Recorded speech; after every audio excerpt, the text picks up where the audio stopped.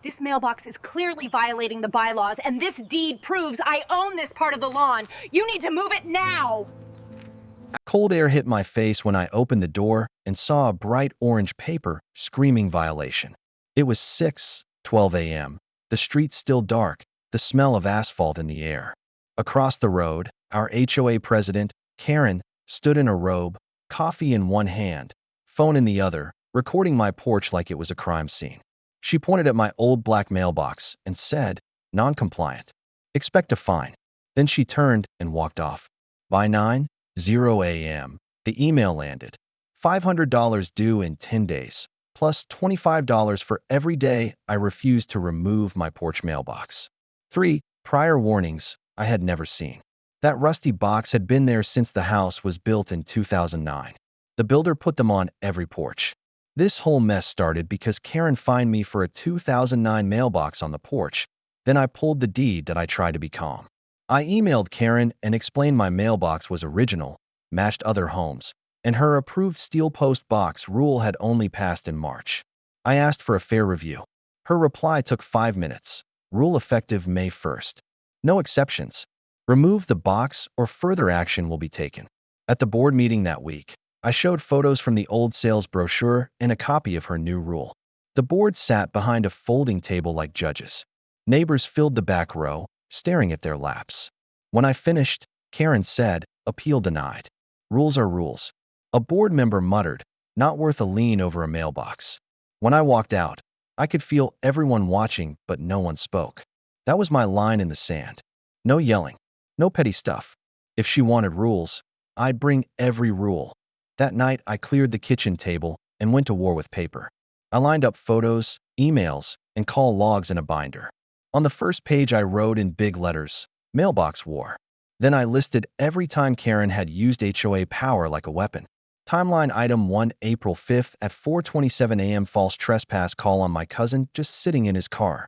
I remembered the tired officer at my door saying that patterns of false reports can be prosecuted, and I wrote that down too. The next morning, I took a personal day and drove to the county records office. The place smelled like dust and toner. A clerk pulled a folder for our subdivision and dropped it on the counter. The file landed with 63 pages. I flipped through plats, bylaws, and a development agreement until one line stopped me cold. On page 14, it said porch mailboxes installed by the builder were permanent fixtures, not subject to later design changes without written consent of the homeowner. On another page, it said no new rule could be enforced unless it was filed with the county and mailed to each owner at least 30 days before taking effect. I checked the stamp on Karen's mailbox rule, filed late.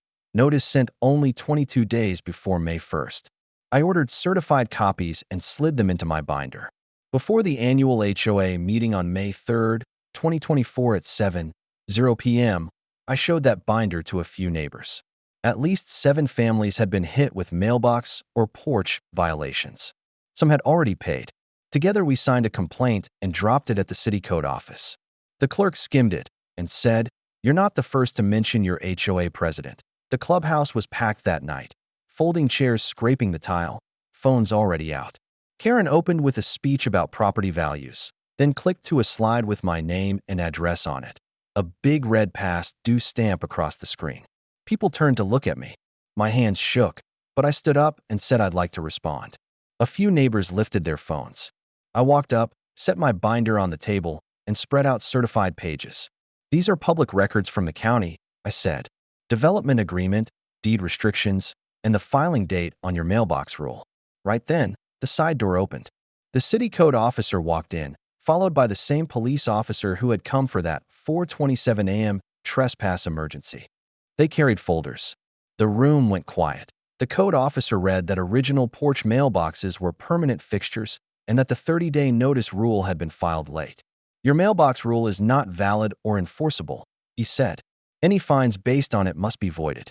The police officer added that several late-night calls from our HOA did not match their camera footage and that repeated false or misleading emergency calls are serious. People gasped. A week later, an email went out.